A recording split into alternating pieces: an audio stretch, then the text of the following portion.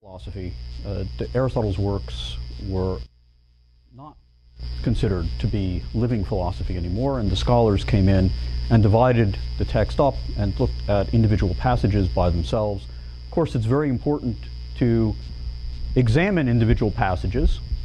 One can't work on a text without looking at passages very closely. But at the same time, to look at only individual passages and not to understand the larger context of problems is a way of disassembling the text and making it not have the life that it could. What I want to do today is to try to work in the opposite direction. I'm going to raise a problem about the nature of thinking. I'm going to raise actually 4 problems about the nature of thinking. And I want to try to answer those problems by covering a wide range of texts. Now, those of you who know the text of the Anima very well will probably feel, and rightly so, that I'm not spending enough time on any one text, each of which has its own problems. And those of you who don't know the text well may well wonder what the problems are, because things fit together very nicely. At least I hope they do. So what I'm saying is I'm not likely to please anybody here. But nonetheless, I'm going to talk anyway, and you're stuck with me. So there we go. All right. So I want to begin with a problem here. I guess a preliminary. The discussion of thinking is really is the part of the De Anima that has excited most people, but there's actually very little of the De Anima on it. And one of the reasons for that is the De Anima is about the nature of the soul. There are 2 characteristics of the animal soul. One is the possibility of the potential for sensation, and the other one is movement. And a lot of the De Anima, especially Book 3 of the De Anima, which I'm going to be focusing on, is concerned with linking these 2 characteristics. It's in respect of sensation that an animal has movement, because the animal senses its food or it's something else that it's desiring, and it moves towards it, or if it's something that's threatening, it moves away from it. And what Aristotle is trying to do throughout a lot of the book 3 is to link these 2 together. Now, thinking comes in because as thinking beings, we interrupt this sequence, as it were. We have a possibility of pulling ourselves away from the dessert table, or being chased, or not pursuing objects of desire, and pursuing instead other objects that thought represents to us as valuable. So in this sequence of sensation and movement toward or away from the objects of sensation, we have thinking that interrupts it. And for that reason, thinking isn't given the amount of attention that one might like. In general, the account of thinking occurs in a few chapters, in 4 through 7 or 8, and the account of thinking is modeled on the account of sensation. And that's passage number 2 here. I just translated the end of the passage. Just as the sensitive is to the objects of sense, so too is the mind to intelligible objects. Now, I'm just going to sketch the account very quickly. For most of you, it's well known, but it's worth mentioning something about it anyway.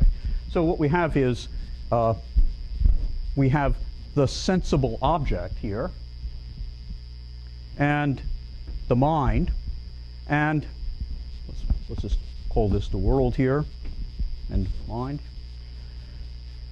The sensible object has a sensible form, and the sensible form, like the white or the sound, a particular high sound, it exists in a matter. And somehow this form, through our through our sense organ, this form comes to be in our mind. It comes to be in the sense organ, and we come to recognize it. Now there is a process here.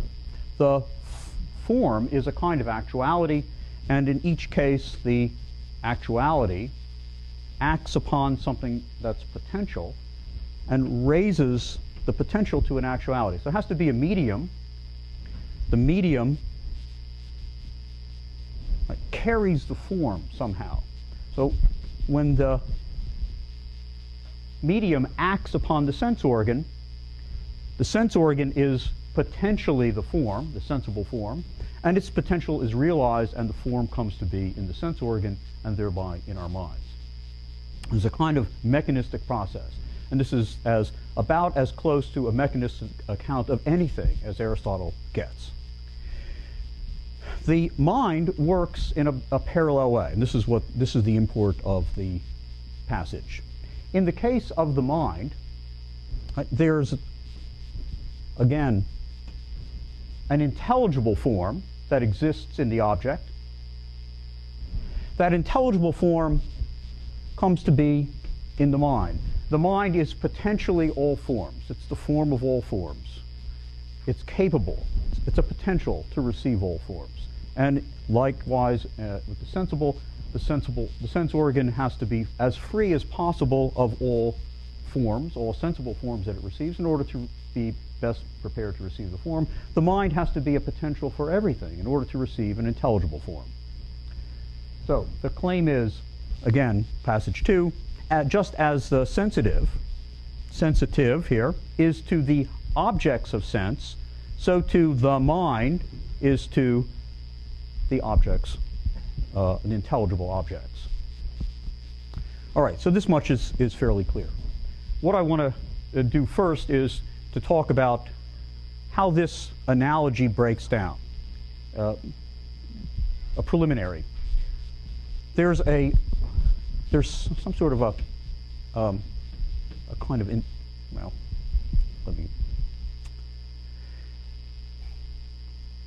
the Aristotelian account explains how knowledge and sensation are possible, how it's possible for the mind to have in it what's in the world, in contrast with the Platonic account and the account of the atomists. According to the atomists, and we have their account from Lucretius, probably the same in Epicurus and Democritus or something similar, these objects are emitting films. And the films they travel through space, through the medium, and they act upon us, and we grasp the thing by being affected by the film. The Platonic account works in exactly the opposite direction. Our eyes are emitting a light, and it's sort of like the blind man with the stick who feels with the stick and is able to sense by means of something that comes from himself. So, if you will, for the atomists, things go in this direction. For Plato, they go in this direction. And in Aristotle, there's a kind of parallel. And it's pretty obvious that for the other two accounts, there can't be any kind of knowledge. You can't be certain that you know that the way that you're affected is the way that the thing is. Nor can you be certain that the way you affect the thing and feel the thing is the way that the thing is. But in Aristotle, we do have knowledge after all. We need to account for the possibility of this knowledge, and the way to account for it is by identifying the form in the thing with the form that's in the mind on both levels. Okay, so that's part of what's motivating the account. What are the problems with the account? Number one, this account of sensation depends, as I said, on a mechanism. And whenever you have an actuality is able to act, by virtue of being an actuality, it's able to act on what's potential. And what's potential is able to receive the form that the actuality is. Now, this is a kind of violation of Newtonian physics, so that's interesting about it. But nonetheless, that's the way it works. Why is it a violation of Newtonian physics? Because the actuality in acting on something doesn't lose one bit of its nature. So if you can take one example is if you imagine lighting a match, bringing it close to a piece of paper, the match has the the lit match is actually fire, actually hot. It acts upon the paper, and the paper becomes hot.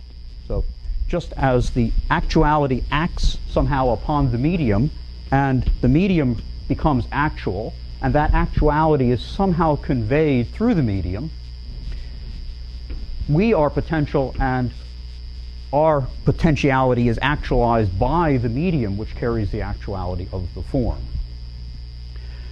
This is a mechanistic account. So here's the problem.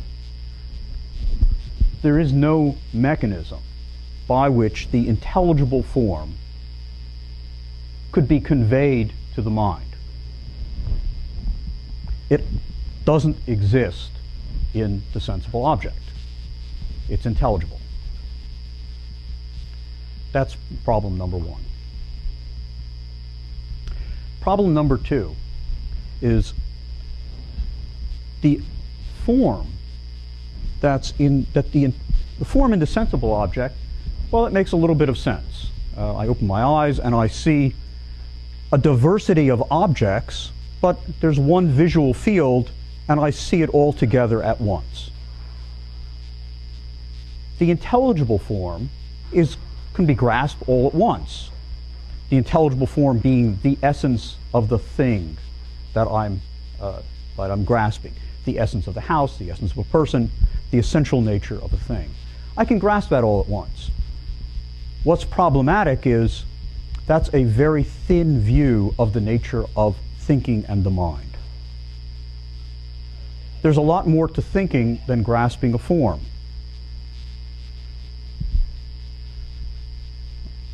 There are propositions, there are arguments, there's reasoning. None of this comes out when you talk about grasping the form. So one of the problems, the second problem here with this account is, in making the analogy between sensation and the intellect, the form here is one, and the form here is one, but what we need to account for in intelligible objects is a kind of a whole variety of different intelligible acts. Making propositions, drawing inferences. And one of the reasons this is particularly problematic is the form, the intelligible form that's here in the mind, can be the intelligible form in the object. That makes sense. But what I have trouble with is when I have a proposition, or even worse, an argument, a syllogism. How is it that the syllogism, the process of reasoning in my mind, can exist in the object?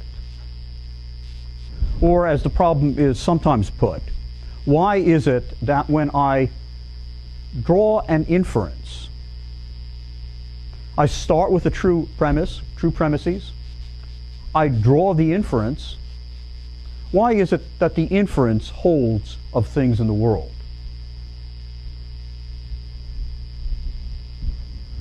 There's the correspondence here between the form in the mind and the form in the thing seems to be too thin, and it seems to fall short. When we try to add something to it that needs to be added, propositions and arguments, syllogisms, it's hard to imagine how they could exist in the things. All right, so those are two problems. Problem number three is a problem that I think I have it here, if I can find it.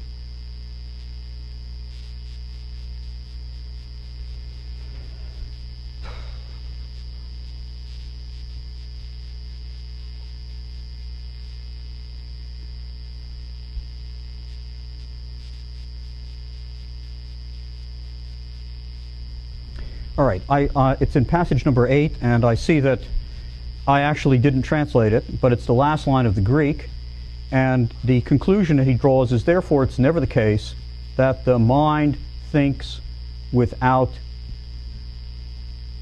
images, without imagination. And the question is, why is it that the mind needs imagination? Now, imagination is a faculty of images, and the images are sensible images. So this claim that the mind needs images seems to undermine the analogy, because instead of saying that just as sensation is, so too is the intellect, it seems that the intellect, the mind, requires the images that are from sensation. So there seems to be a point of disanalogy by virtue of this claim. It's hard in itself to understand, but it also suggests a third point of disanalogy. And the fourth problem that I want to raise is a textual problem. It has to do with Book Gamma, Chapter 6. This is a question, a brief discussion of truth and falsity. And in the middle of this discussion, Aristotle starts talking about dividing mathematical objects. And this is a textual problem because it seems to be completely out of place in this discussion. There isn't any reason to talk about mathematical objects, it seems, at this point in the text. So those are the four problems that I want to raise, and I want to begin to answer them by talking about the last problem that I mentioned. This discussion of mathematical objects. And in general, the modern scholarly approach is when we have something that doesn't quite fit, what do? It must be a later addition to the text. I think oftentimes the things that seem not to fit are really the keys to understanding what's going on in the text. So this discussion is passage, let's see here. It starts with passage 3. Thinking of what is undivided occurs in that about which there is no falsity. Where there is truth or falsity, there is some combination of thoughts into a unity. So too, what had been separate are combined as incommensurable and diagonal. Falsity always lies in synthesis. It's also possible to say that they all involve division. And this is the important line here. What makes each one is the mind. This is the beginning of chapter 6 of book 3 of book Gamma of the Anima. And it's about truth and falsity and combination. That makes sense to talk about that. Then he goes on, and this is what I really had in mind here.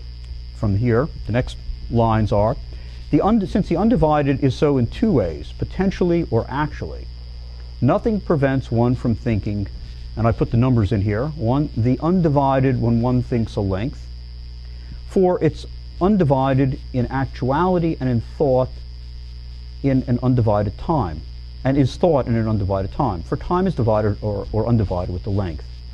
So it's impossible to say what one was thinking in each half time. These did not exist before it was divided, except potentially. If though one thinks of two each half separately, then one divides time as well, and supposes that the halves are lengths.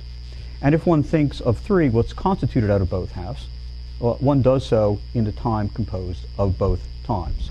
So as I understand the passage, there are three ways to think the line. We have a line here, and this is an idea that occurs elsewhere in Aristotle, particularly in the physics. The line is grasped as a line. There's a form that it has, and we grasp it all at once as a line. But the line is potentially divisible. And we can put a point and divide the line here into two. Once we've done that, we've now actualized the line's potential to be two line segments. And we can think one of them after another. So we've not only divided the line, but we've divided the time in which we think the line. We've divided it into two separate bits. Furthermore, we can recognize that those two separate line segments are really part of one line. So we can think them together as two parts of a single line. So the three ways to think of it are the line as a whole, as one, the two parts as separated from each other, one after another successively, and the two parts as part of a composite line, all together as one. All right. Doesn't seem to have anything to do with the rest of the Anima, but let's look at what follows it here. This is the next passage. Oops, went too far. What's divided not in quantity but in form, one thinks in an undivided time with an undivided part of the soul. However, what one thinks and the time in which thought can be divided accidentally. For in these there's something undivided, but perhaps not separate, that makes the time and the length one. And this is alike in all continuous things, both time and length. It's a little bit mysterious, and I could spend more time talking about it, but I'll do it quick. I'll suggest an interpretation of it. We can regard the line not just as a quantity that's potentially divisible. We can regard the line as a form. We can talk about the nature of the line. And when we do that, we grasp the line all at once as a single thing, as a line. The line could have an attribute. It's a straight line. Line isn't quite straight, or it's a curved line. We can grasp the attribute and the line together. Now, when we make an assertion, we combine a subject and a predicate. The line is straight. The line is curved. There are two things that we put together. The mind makes them one. But the mind makes them one because they are one somehow in reality. What I want to suggest is this idea of the line being potentially divisible. That's a quantitative representation of something that Aristotle is understanding as parallel to a formal division. The division between the essential nature of the line and an attribute that the line might have.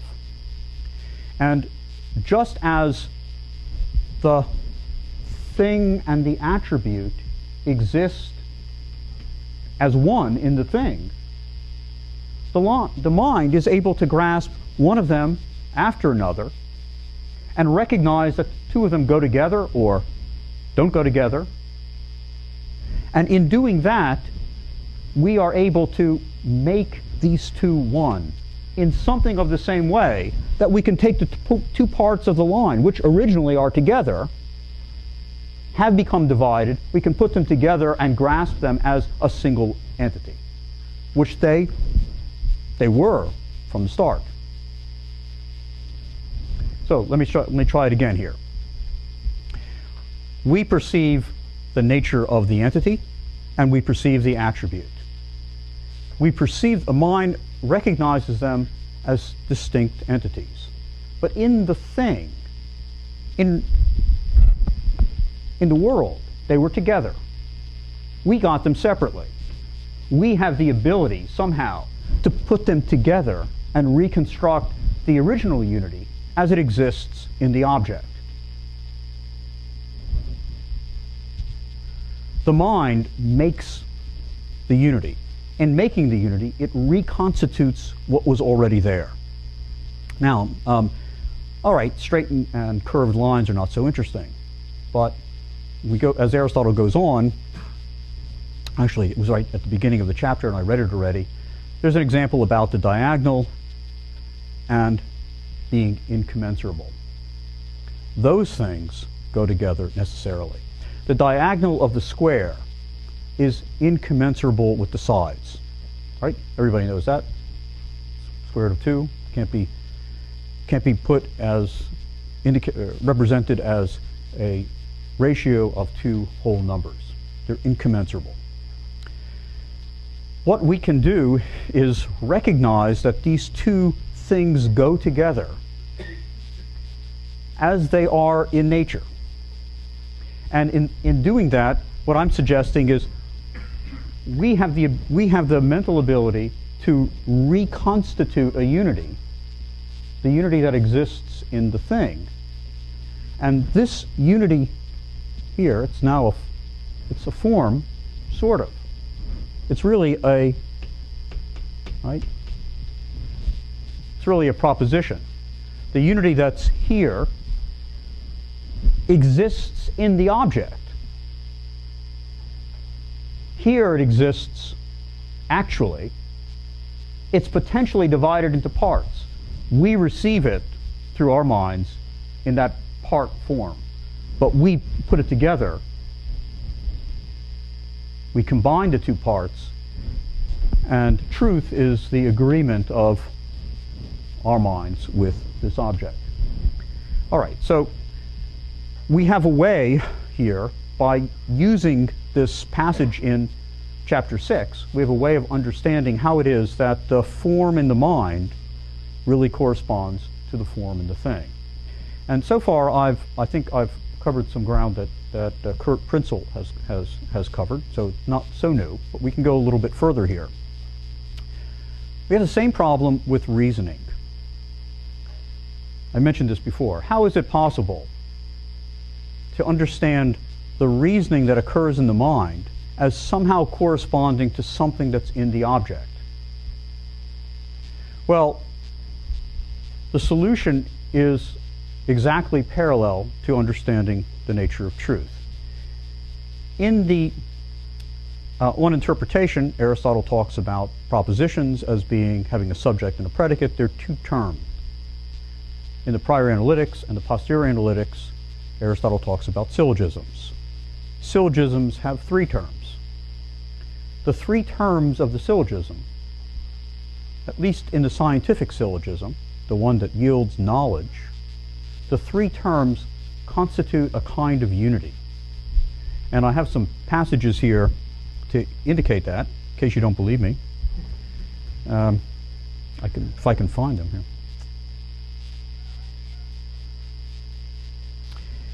Okay, so in 10, the one is the principle of knowledge in regard to each thing. The one is not the same in each genus. And this is that's from the metaphysics and posterior analytics of what is one. Insofar as it's one, there's one knowledge, or one science, as it's sometimes translated. And let's see here. On the number 13, on interpretation, signifying one thing in respect of one thing constitutes a single affirmation or denial.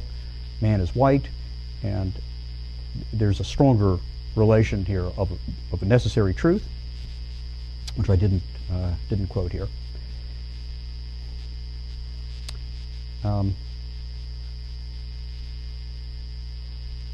Yeah, the passage 14 is about the general passage about a syllogism, and in 15 he talks about there not being possible to have an infinite number of middle terms. So I didn't actually give you the right passage here, so you will have to take my word for it. Sorry. He does say that the three terms of a syllogism constitute a kind of unity. So what we have then in the syllogism is exactly parallel to what we have in the proposition. Just as the two terms in the proposition, right, the diagonal and the incommensurable, are necessarily linked, and they form a unity that we grasp to be a unity, even though we have to put them together to see that they're a unity. So too with the syllogism. The three terms of the syllogism, the outer and the two outer terms and the middle term, form a kind of unity. We grasp the terms individually, and it takes a lot of work. In fact, just to make a broad sweeping statement here, so if I haven't made it enough of that already, the organon is all about how to work with those things, individual things that we are presented with, and to reconnect them into the original unities that they have in the world. and the syllogism is such a unity. So we thought we were grasping only a form, but the first step was to see that the form that we grasp is the unity of a proposition. The second step is to see that it's the unity of a syllogism. And those three terms constitute a kind of form that exists in the thing. Now, this is really a pretty powerful idea, because the reasoning that we undertake, when we get it right, when we have a scientific syllogism, the reasoning that we undertake really does correspond to relationships that exist in things in the world. And the way that those relationships exist is with a kind of original unity that's potentially divided into the three terms of the syllogism. We are, as I said, initially presented with the individual terms, and our job is to reconstitute them into a single entity. All right, so with this, I've answered one of the questions that we began with.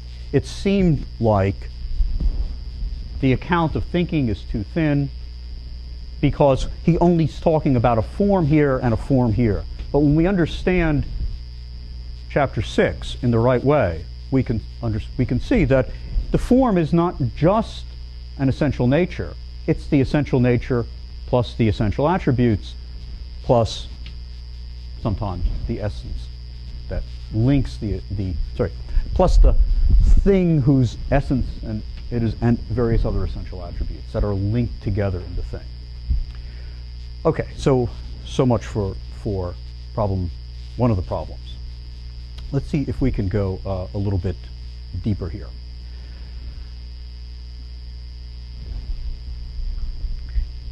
In order to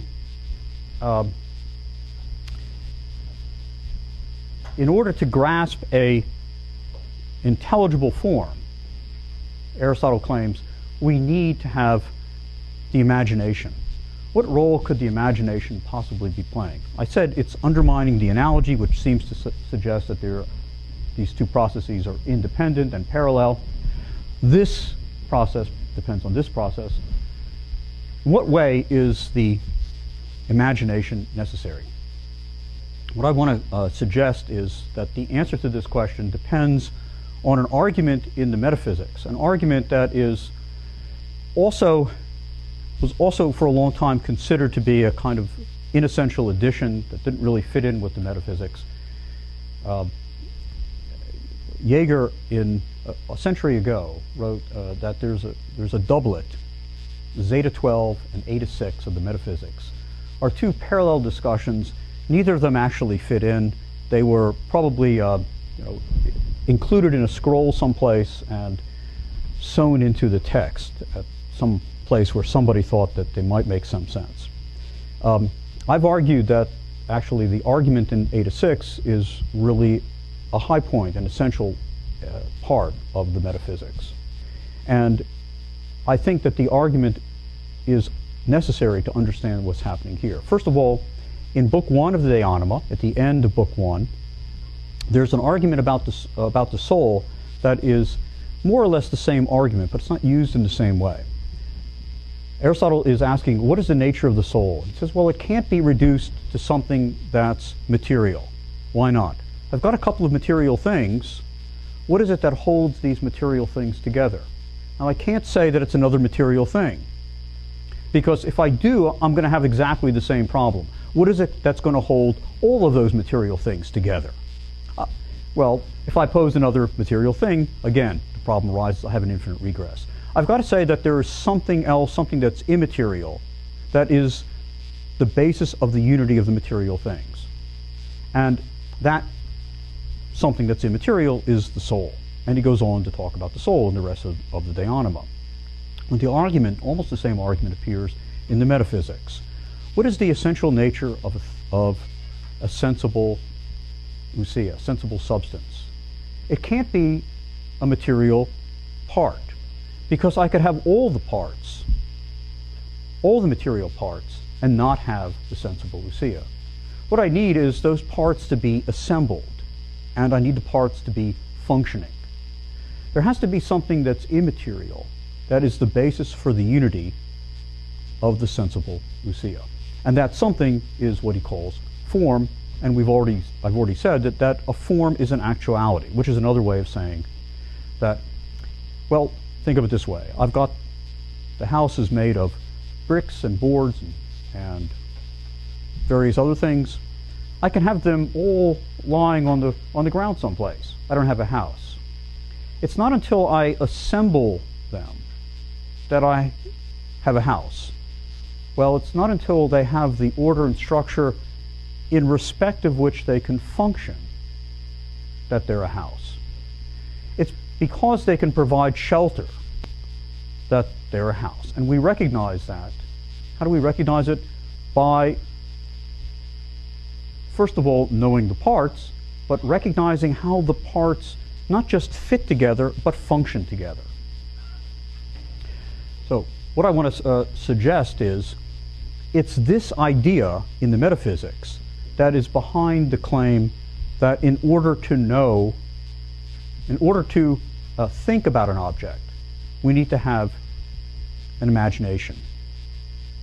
We need to have images. What does thinking about an object consist of? It consists of grasping the essential nature, the form. But the form is not any of the material images. Right? Not any of the material objects which can be represented by images. The form is what connects those material objects together. Think of it this way. How do you understand a house without walls, without a roof? It can't do its job without those material constituents. The way we understand the house is by grasping the material constituents, which we represent in our imaginations, and understanding somehow, thinking, that those material constituents aren't the house, but it's their structure and order which allows them to function together that makes the house.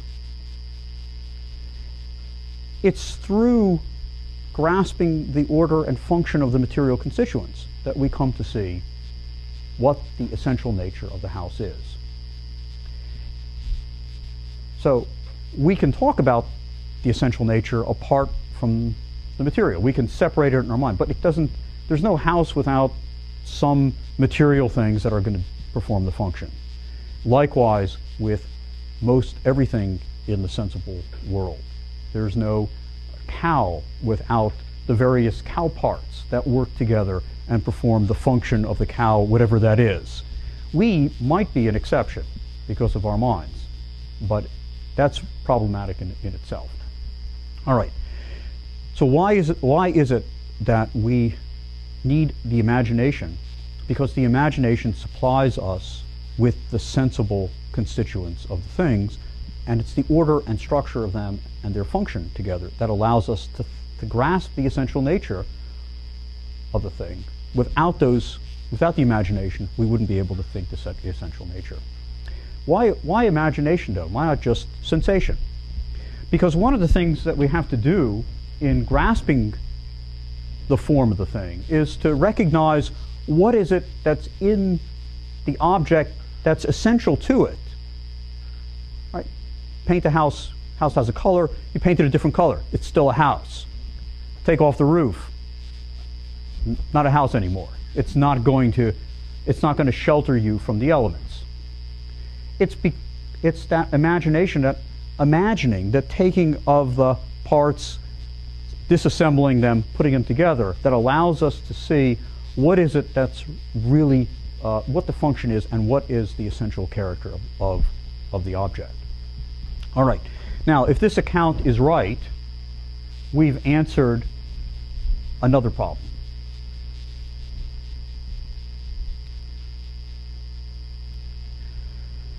One of the points of disanalogy was that there's no medium in the case of the intellect. In Book 2 of the De Anima, Aristotle makes a big point of showing in the case of each sensation, there's a sensible object and there's a medium. It's tough in the case of touch. That's that's not obvious. But in the other ones, it's more obvious, and he insists, nonetheless, in touch it has to be present too. There's no medium here. But wait, there is a kind of medium. And the medium is the sensible object, the sensible forms that we grasp in imagination. Okay? Now, there's an obvious problem here. Because even though the imagination acts as a kind of medium through which the intelligible form is conveyed, there is no basis for agency here. In this case, the sensible form is an actuality, and it acts as an agent to actualize the medium. The intelligible form, well, it is actualizing the sensible form, but it's not the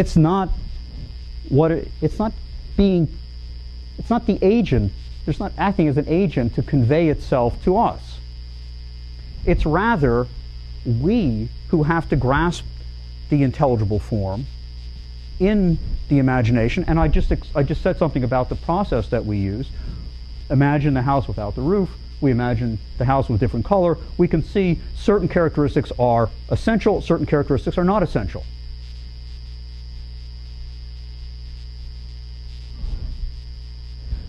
The agency is coming from us. Now, that's problematic because the mind is the potential to be all forms. And you don't get a potential that acts without an agent to act upon it. In order for us to exercise the agency through which we can discover the intelligible forms in the objects of perception and in our imaginations of the objects of images of the objects of perception, in order for us to do so, we need another agency. Well, it's obvious now where I'm going. Our intellect is potentially all forms. In order for the potential to be realized, there has to be an agency. There is no agency in the sensible object that can do the job. Clearly, we need to look for another agent. And the answer, as everybody knows, I'm sure, is there has to be an active intellect that is acting upon us. It's discussed in chapter 5 very briefly, much too briefly, and it's very difficult to understand what he has to say about it there. But I think if we work through the problem in the way that I've done today, the nature of the active intellect makes some sense, and it's clear why Aristotle really needs to rely on an active intellect. We have this amazing ability, this ability to recognize truths in the world. And in order for us to do so, our potential for knowledge has to be actualized by something that's already actual. The only place that there is such an actuality, it's not in us, not in anything that not in the object. The only place that there is such an actuality would be in an actuality that was always acting, and that's the actuality of the active intellect. So I started out with an account and a parallel, and I have 4 problems. I think we've answered all the problems here. There isn't really a parallel here, except it's not quite parallel. There isn't the agency here, but the agency, right, it comes someplace else. And they work in the same way, only differently. But nonetheless, there's something, I think there's, it's hard to convey this in a short time. There's something really beautiful about this account. He's explaining how it's possible for us to have knowledge of the world, and how it's possible for us to grasp the things in the world in our mind. And not only do those things have to be in our minds as forms, but the very process of reasoning about those things has to be in our minds as well, parallel to the forms. And not only that, we have to make this effort. It's not like seeing, where you open your eyes and there it is, the object impresses itself upon you. it's up to us to recognize the agency and to engage in the activity ourselves. At the end of the De Anima, Aristotle talks about touch as what's most common to animals. It's a sharp contrast with the metaphysics. In the metaphysics, it begins by talking about how all men desire to know, and we value our senses. And the proof of that is the value that we put on seeing, because seeing provides the most amount of knowledge, and we value this. We need touch to survive as animals. It's because we eat and we come into contact with things that we can sustain ourselves. But we need sight and we need our minds to be the human animals that we are. Thank you.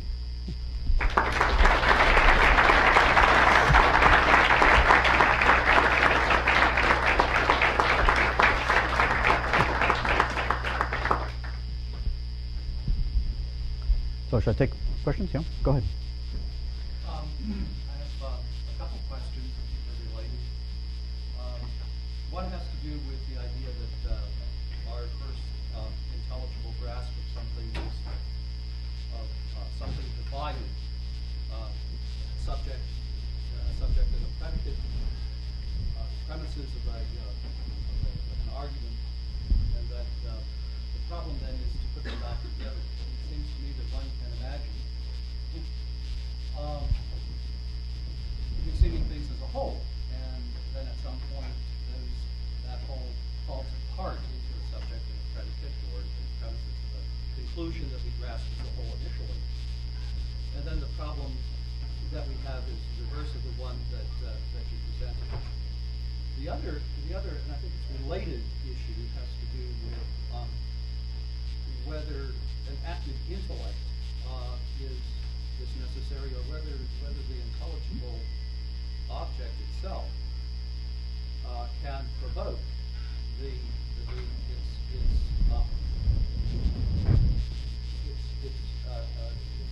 source of its intelligibility. For example, you gave the illustration of a roof. We imagine a house apart from a roof, and then at that point we understand that the roof is essential to the being of the house.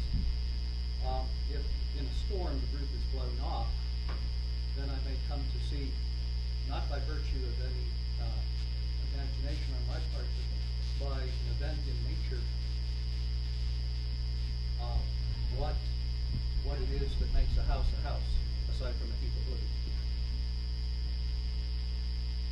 So I wonder how you would respond, A, to the question of whether our initial grasp is a grasp of things divided, and B, whether one needs to posit something like an active intellect, or whether it is not possible to see an analogous process at the level of intellection as that an agency in the realm of things that's the job. Okay, thank you. So the two questions, if I understand them, or is it the case that we perceive the parts first and reassemble them, or might it not be rather that we receive the whole as a whole, perceive the whole as a whole, and we divide it up?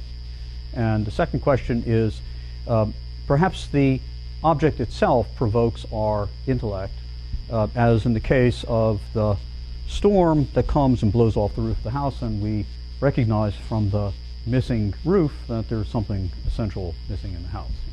Okay, so they are connected, the two questions. I can almost answer them the same way.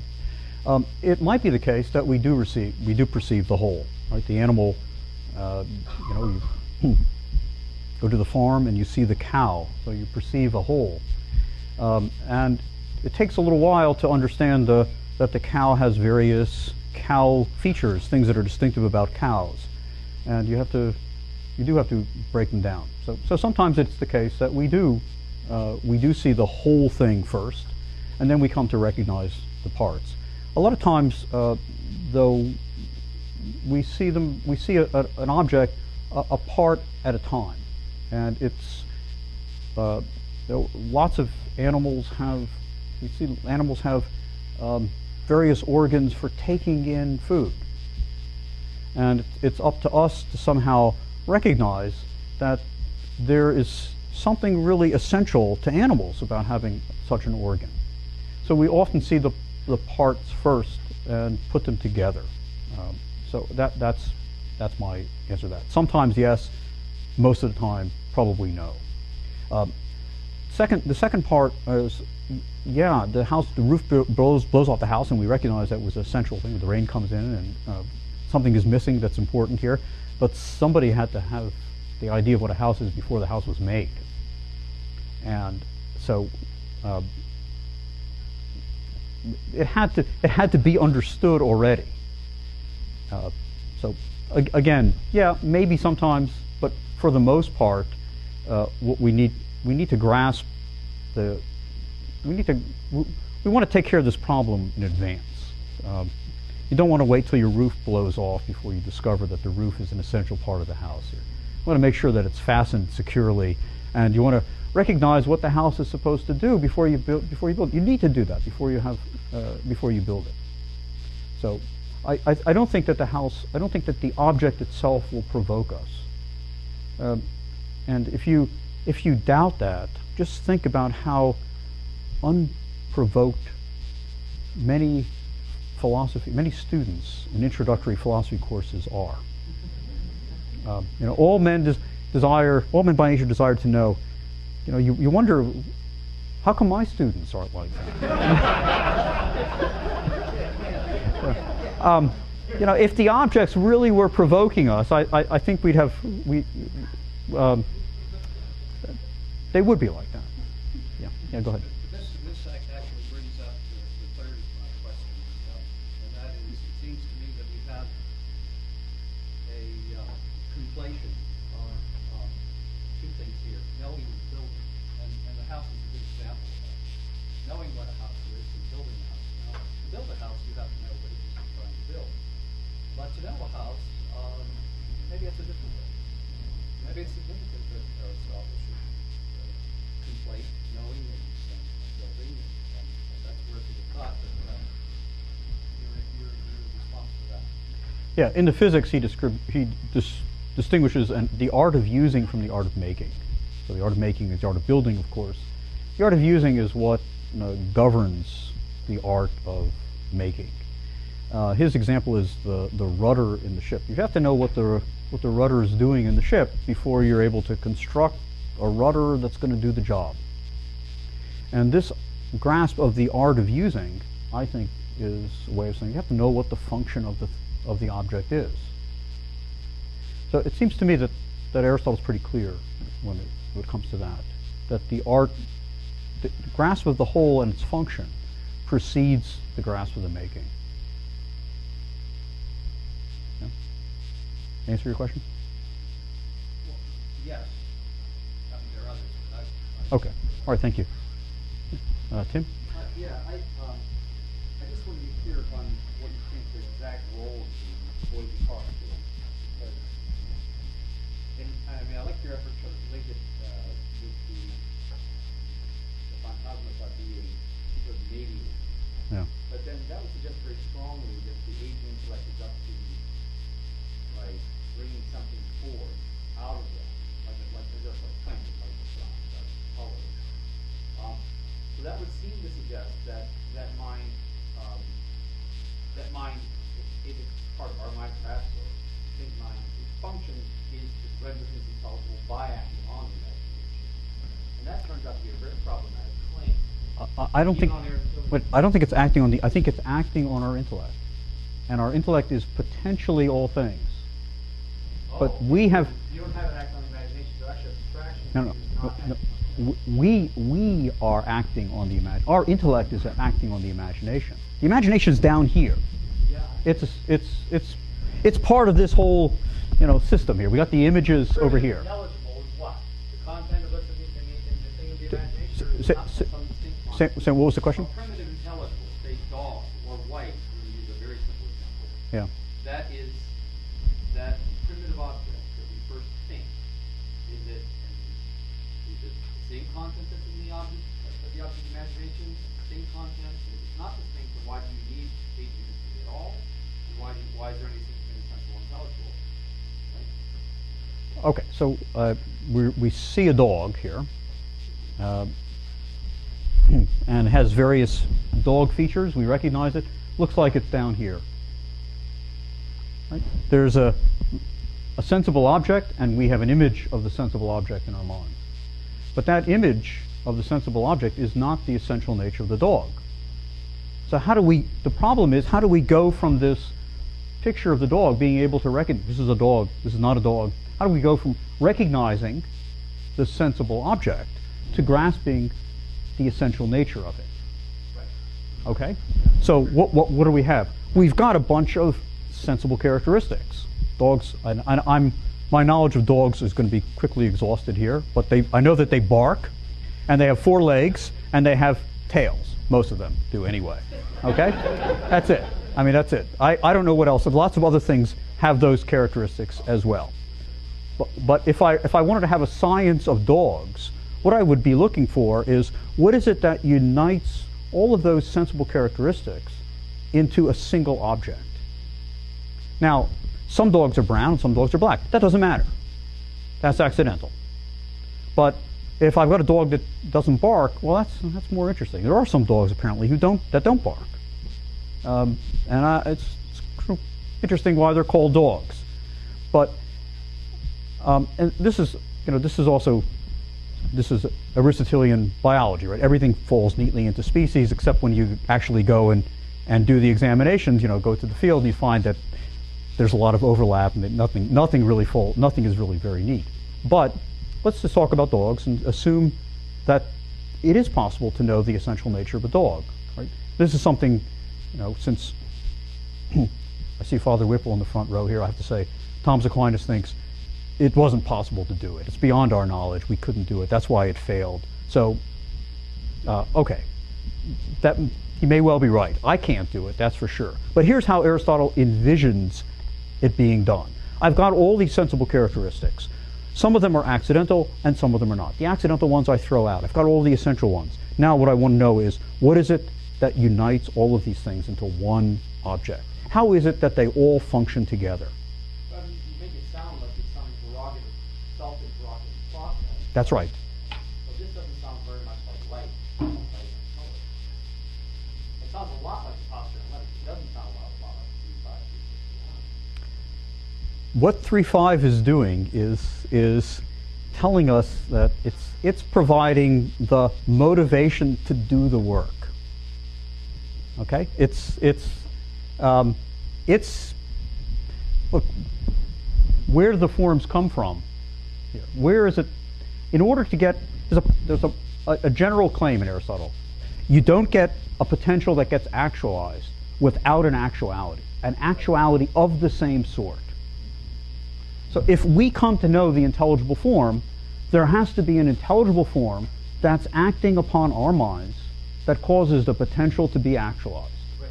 And it can't be here, right? Despite previous question, as far as I can see, as far as Aristotle makes clear, it can't be here. It's got to be someplace else. It's got to be over here. But when we come to know things, it's going to be a feature of the world, right? That's right. Okay. So something like is there? Something, you mean something like this Right, is... there was no identity between the sensible characteristic and intelligent form. That's right. Our knowledge wouldn't be the thing to be from other worlds, from other realities. Well, don't say sensible characteristics are down here again. Here, Yeah. there has to be an identity between the intelligible form Right. in the thing and the intelligible form as it exists in us. Right. So is that the link to the imagination or not? That's Right. Look, you go back to the house again. Okay, we have the walls and the boards and the bricks and the roof and all the parts. If they're all lying on the ground, we don't have a house. Right. What we need to do is assemble them somehow. And once they're assembled, they can function. They have the potential to function to provide shelter. That potential to function to provide shelter, that's not something you don't really, it's not a sensible characteristic. It's something that you understand. Right? You can see it happening, right? It's raining, let's go inside the house here. You you become aware of it over a period of time. But once you become aware of it, what you grasp is something that's grasped all at once, something that's not material. Now, if it's not material, it's not sensible. So we've took various material parts, we found what holds them together, and we jumped up here. Now, the problem is there's an agent that gets us to see the material object. There's the form that exists here, acts on the medium, it's an actuality, and the medium acts on our sense organ, and we see the boards and the bricks and so forth. But there isn't an agent over here. And we need to supply an agent. Well, what does the agent have to have? It's got to have the actuality that we attain. So we need this active intellect. Yeah, I agree. But I mean, look, on that, on what you just said, yeah. You dump the imagination, it's just that point. You just have a transfer of intelligible forms from the active mind to the passive mind. And that's just what some of the commentators would suggest. Quite rightly so, it seems, because it seems like the imagination is going to be a precondition to go on. No, look. Well, what do you have? How do you, if we're talking about a house, how do you get rid of the boards and the bricks and stick with the sheltering? You don't have shelter by grasping an intelligible form. We can't, that doesn't do it. It's not going to protect you from the rain. Well, I mean, is that really true? I mean, when Aristotle gives that example in metaphysics, he talks about proteaneai, right? There's the form of the house. It's just the form of the house. It prescinds from any particular, right, material. Yes, right, with the qualification, beginning of Eta 1, in thought. Right. It's separable in thought, right. But it doesn't exist apart from the things. Yeah. Okay. Well, that's it. That's the point. That's why you don't have it without the imagination. You always have the imagination there. You can. Okay, let's talk about. We can separate it in thought, but it doesn't exist. Its reality isn't it? I think I'm taking your question to be, look, if I can separate it in thought, then I don't really need the things anymore, and I can do away with the imagination at the same time. Right. You might say, well, I mean, my real question was whether there's any agency going into the faculty of imagination from the case. That was my original question. Some people hold that there is. Interpreters very happy. Some people hold that there isn't. Mm-hmm. We have to refer back to chapter 5, that this agency acted upon us, and now in chapter 6, our intellect can take these various things and make true propositions. Thank you. I think I do understand. Can I ask one other question? Yes. The trouble is in chapter 6, which we went through, in those 3 stages. Mm-hmm. Yes. Those 3 stages to be a kind of parable of 3 stages that take place where we make kind of assertions. Yes. Yes. I wouldn't say 3 stages, because that suggests, for us, look, we get into the process usually at stage 2. What I'm suggesting is, in the object, we have a unity here. But in many cases, what's one in the object comes to us through our sensations as a plurality. And our job is to take these 2 parts of the line that we perceive independently at different times, and to recognize that they belong to the same line. That what we have grasped as 2 is in reality 1. Okay, so the question is, if I understand it, is whether or not in this process, whether it could be the sort of mechanical process that I described it as, or whether there's not some sort of spiritual, as you put it, or intelligible dimension that's not entering into this process. Okay, and this is another question I think that has been discussed by medieval commentators. So I will be risking something here, but I'll stick my neck out and say I think that there was a kind of motivation in the Middle Ages to make as much of the process of cognition to be dependent upon a divine source as possible. It was just one of the motivations there. I think in Aristotle, what we're doing is not so different from what dogs and cats are doing. The dog smells the meat, and the dog is making a kind of judgment about the meat, its food, and going after it. Now, what's different is, we smell the meat and we say, well, I'm a vegetarian, or I don't want to. I'm full. I don't need it. We are able. We have a process where we can somehow intervene and prevent our affirmation of the judgment, or our denial, or fleeing from the object. It's pretty scary, but I've got to defend my city, and I'm going to stand up to it anyway.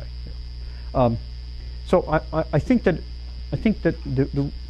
as I understand it, the answer to your question is, what we need an account that functions on two levels.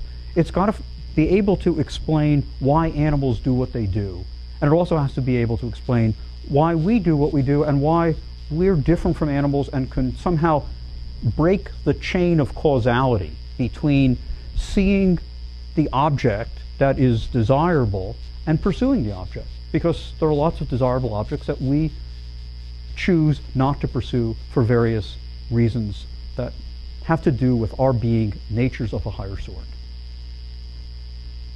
So if you take your what you're suggesting, I don't think we can make that distinction. So in the back? Yeah.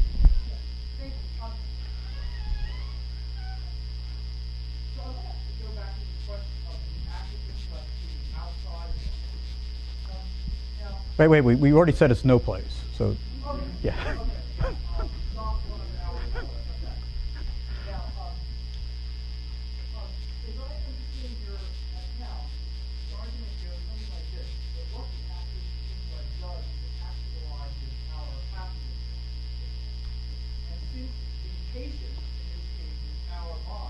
Right.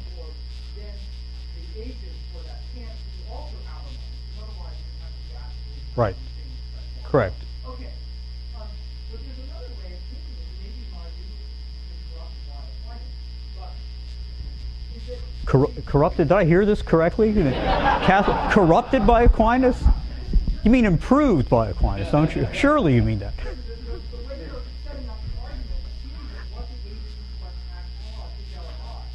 But if you suppose that what the agent intellect acts on is the phantasm, thereby rendering that intelligible, something if that were the case, then the agent would be our mind, but the phantasm, whatever they are. And therefore, the agent could be a power of our mind, because it isn't acting on itself, it's acting on the phantasm. So I just want to clarify that. So is that right? So in other words, it's important to your position that what is acted on by the agent is like inconvenient, that capacity stuff and not phantasm. That's an interesting question, because I wouldn't. The question is whether the active intellect acts on the phantasms, or does it act on our mind, which is a passive. As I'm taking it, it's a passive intellect, and that's an interesting question, because I wouldn't have thought that would be Aquinas' view. I mean, there are plenty of people here who could correct me, so I will take it as Aquinas' view. But it doesn't seem to me to be very plausible. And the reason I would say it's not plausible is we have to do a lot of work to figure out what the essential nature of anything is. And there's a token of that work that we have to do is the organon. This is a huge bit of the Aristotelian corpus. And it's all, as I'm reading it, it's all devoted to how it's possible for us to come to grasp something as the essential nature, and through that essential nature, grasp the essential attributes that a thing has. So this is, it's not easy, because it's, when we confront things in the world, it's not easy to sort through what's essential, what's accidental, what it is that makes the thing be what it is. And we already brought up here that it's not clear, and I think here Aquinas, I think, really is right. It's not clear that Aristotle succeeded in doing ever doing this with anything. We can't do it. I can't do it with a dog. It doesn't seem that Aristotle can do it either. He makes a number of much broader claims about the essential nature of animal life. That's much more plausible, and that's more interesting in a way than any individual species. But a lot of work goes into that. And who's doing the work? It seems to me that it's us. It's the scientist who's going, and you can work through the various biological writings and see the kind of considerations that are going in here to group some things together. There are some similarities here. There are other similarities. This group is missing a similarity. Some things are more, some things are less. There's a lot of stuff going on there, and I don't see it as I can't see it as the active intellect acting on the phantasm. It's us.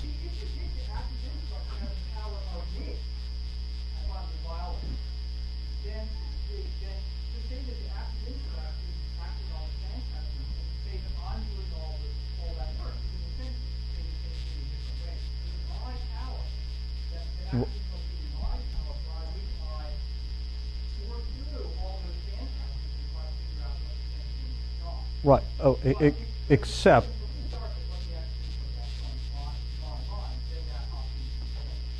Okay. The active intellect, as he explains it, is something without any potentiality at all, and that's not our minds. Our minds, we can work, and we can talk about the Anima for a little while. But I see that John has already stood up telling us that the time is, if we were really active intellects here, we wouldn't need to take a break. And we'd be, so I think there's a certain empirical evidence against your position. Thank you.